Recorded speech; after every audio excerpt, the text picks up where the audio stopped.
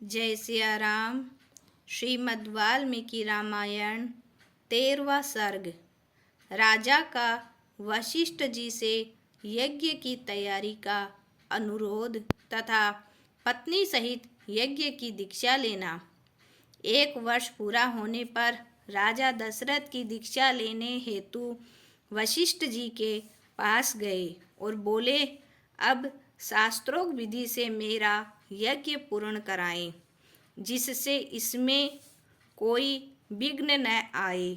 वशिष्ठ जी ने कहा, नरेश्वर, मैं वही करूँगा जिसके लिए आपने प्रार्थना की है। इसके बाद उन्होंने राज्य के कारीगरों को बुलाकर यज्ञ का आवश्यक प्रबंध करने की आज्ञा दी। इसके बाद ब्राह्मण और राजाओं के लिए अनेक उपकरणों से युक्त बहुत से महल बनाए तथा उसमें भोजन इत्यादि के लिए अच्छी व्यवस्था करवा दी। उन्होंने यह आदेश भी दिया कि जो शिल्पी इस काम में लगे हो उन्हें विशेष रूप से सम्मानित किया जाए और सभी वर्ण के लोगों का ख्याल रखा जाए। तब सारे कर्मचारी मिलकर वशिष्ठ जी से बोले, आपने जैसी आज्ञा दी है उसी के अनुसार व्यवस्था की जाएगी, उसमें कोई कमी न आने देंगे। इसके बाद उन्होंने सुमंत्र को बुलाकर आज्ञा दी, इस पृथ्वी पर जो धार्मिक राजा, ब्राह्मण, क्षत्रिय, वैश्य और शूद्र हो उन सबको इसमें आमंत्रित करो। मिथिला नरेश, काशी के राजा आदि जिसके साथ पुराना संबंध हो उन्हें स्वयं जाकर ले आओ, ऐसी मेरी आज्ञा है। इसके अलावा दक्षिण भारत के सभी नरेशों को भी निमंत्रण भेजा जाए।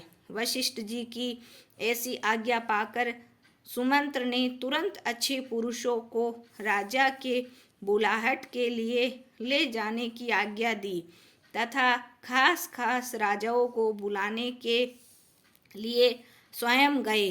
तत्पश्चात यज्ञ कर्म की व्यवस्था के लिए जो सेवक नियुक्त थे उन लोगों ने यज्ञ संबंधी जो कार्य हुए थे उसकी सूचना महर्षि वशिष्ठ को दे दी तथा इसके कुछ दिनों बाद राजागण अनेक रत्नों की भेंट लेकर अयोध्या में आए।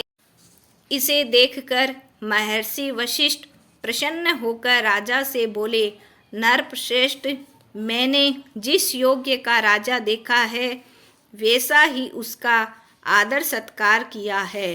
मेरे कार्यकर्ताओं ने यज्ञ की पूरी तैयारी भी कर दी है।